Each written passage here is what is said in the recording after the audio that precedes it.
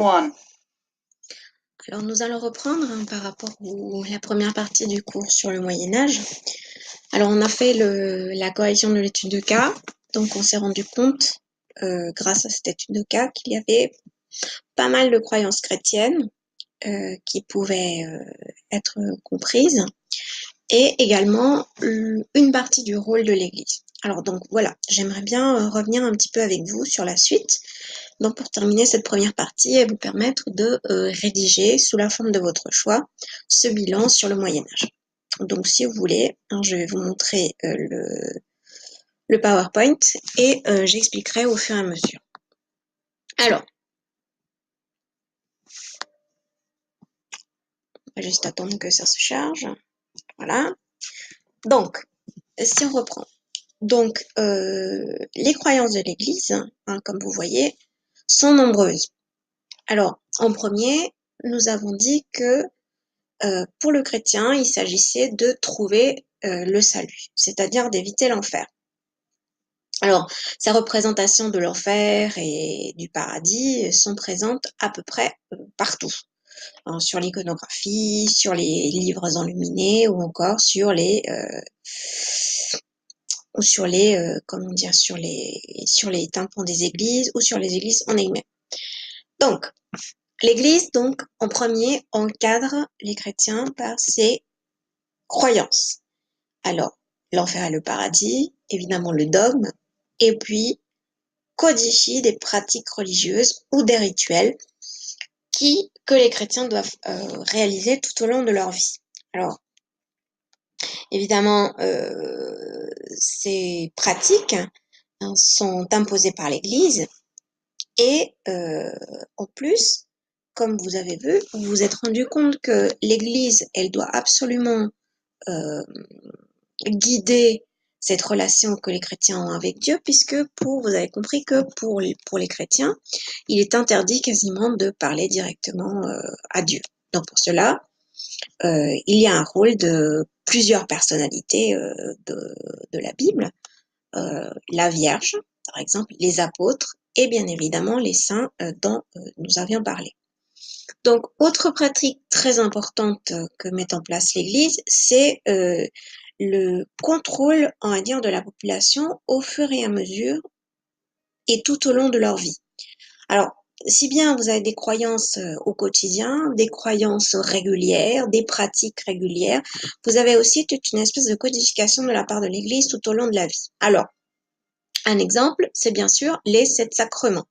Alors, dont vous connaissez le baptême, le mariage, l'extrême-onction, l'ordination des prêtres, la confession, etc., etc. Donc, ces 7 sacrements, vous voyez, ils arrivent, le baptême, je crois que je l'ai dit, donc arrive à des moments très pertinents dans la vie du chrétien. Cela veut dire que dès sa naissance, le chrétien donc fait partie de la communauté et jusqu'à sa mort, donc avec l'extrême-onction également, le chrétien donc fait partie de cette communauté de l'Église. Donc je vous ai mis ici sur le PowerPoint quelques exemples de décorations de livres enluminés où vous pouvez effectivement regarder de quelle manière en fait cet encadrement se passe non seulement dans les croyances mais également par des pratiques tout au long de leur vie. Alors, un autre aspect aussi très important sur cet encadrement des fidèles, c'est le rôle qu'a l'Église dans le règlement du temps. Hein.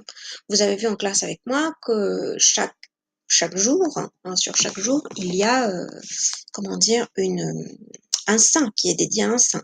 Donc déjà, le temps est encadré par l'Église indirectement, puisque chaque jour est dédié à un saint. Et puis, les vacances, les moments de repos ou de travail sont également encadrés par l'Église. Puisqu'ici, par exemple, comme vous voyez, je vous ai mis quelques exemples de fêtes. Alors, on va regarder ensemble.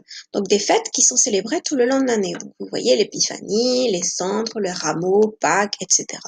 Donc, avec ça, vous pouvez comprendre que l'Église a aussi un rôle très important dans l'encadrement quotidien, dans le calendrier et à travers des fêtes des saints.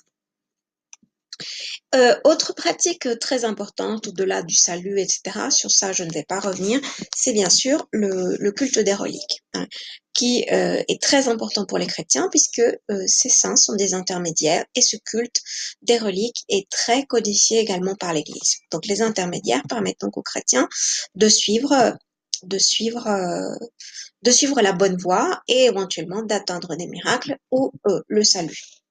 Autre chose de très importante qu'on avait mentionné, c'est que ces enseignements de l'Église encadrent même l'iconographie et l'art, hein, puisque une chose très importante à noter, c'est que en effet, euh, l'art religieux, hein, qui est le principal, est présent partout. Alors les premiers commanditaires sont évidemment l'Église, hein, puisqu'elle est riche, hein, vous avez bien compris, et donc toute l'iconographie, tout le visuel, on va dire, que voit le fidèle ou le chrétien, c'est justement uniquement des images qui correspondent à des images de la Bible, extraites de la Bible. Donc, une place très importante alors que prend l'art aussi et l'iconographie dans le quotidien et le visuel de ses fidèles. Alors ça, c'est également très important. Ensuite, évidemment, il faut qu'on parle de l'importance du clergé, du pape et de l'Église. Alors ici, vous pouvez regarder, hein, il s'agit d'une petite carte mentale qui vous donne un petit peu tous les points essentiels. Alors, une première chose importante, mais on l'avait déjà mentionné, c'est que l'Église est hiérarchisée. Alors si on regarde ensemble, hein, l'Église qui est hiérarchisée, vous voyez que au centre et tout en haut, on retrouve le pape. On avait déjà mentionné cette hiérarchie de l'Église avec les fresques de Santa Maria del Fiore. Alors vous avez le pape et vous avez deux clergés, hein, un clergé qu'on appelle régulier et un clergé séculier. Alors ce clergé régulier, hein, il est bien sûr s'il s'agit des moines, donc c'est un clergé qui est soumis à des règles, hein, où l'on trouve deux types, hein, des moines hommes et des moines femmes, donc des abbés, des moines, pardon, ou des moniales. Alors, le chef de ce clergé régulier, bien sûr, c'est le pape, mais ensuite, ceux qui encadrent les moines, ce sont les abbés. Donc, les abbés sont donc l'autorité suprême. Pour les femmes, hein, il s'agit des abbesses et des moniales. Ensuite, vous trouvez tout ce qui est clergé régulier, hein, où vous trouvez évidemment donc les cardinaux, les évêques, les archevêques et comme vous voyez ici, les prêtres aussi.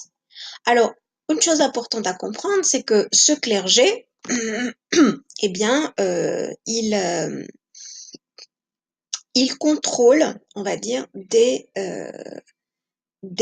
régions administratives. Par exemple, le pape, bien sûr, contrôle toute la chrétienté. Les évêques contrôlent des diocèses. C'est un découpage géographique administratif. Et les prêtres, au contraire, eux, ils gèrent des paroisses. Alors, parmi ces ordres monastiques, donc ce clergé régulier, évidemment, on trouve une grande diversité de voies. Alors, je vous ai mis ici quelques exemples. Donc, parmi ces voies, on trouve des frères donc cisterciens, des chartreux, des dominicains, des jésuites, donc, qui viendront plus tard, et comme vous voyez aussi des clunisiens, hein. Donc chaque ordre monastique dérive d'un saint, donc d'un maître principal, donc qui a fondé ces différents ordres monastiques. Le plus important, je dirais, le plus prestigieux et le plus riche d'entre eux, c'est les moines, hein, de Cluny. Alors, il faut savoir que les moines de Cluny, avec l'abbaye de Cluny, sont donc très très très importants. Et c'est là généralement où vont les fils des familles extrêmement riches de la noblesse du Moyen Âge. Alors en effet, beaucoup, enfin je dirais pas beaucoup, mais certains papes sont issus justement de cet ordre de Cluny qui est je dirais, le plus riche et le plus important. Évidemment, on en trouve d'autres et votre livre vous le mentionne. Alors, L'idée pour ces moines, c'est évidemment d'avoir un je dirais, un idéal de pauvreté et d'austérité. Alors par exemple, chez les moines, hein, issus de Bernard de Clairvaux,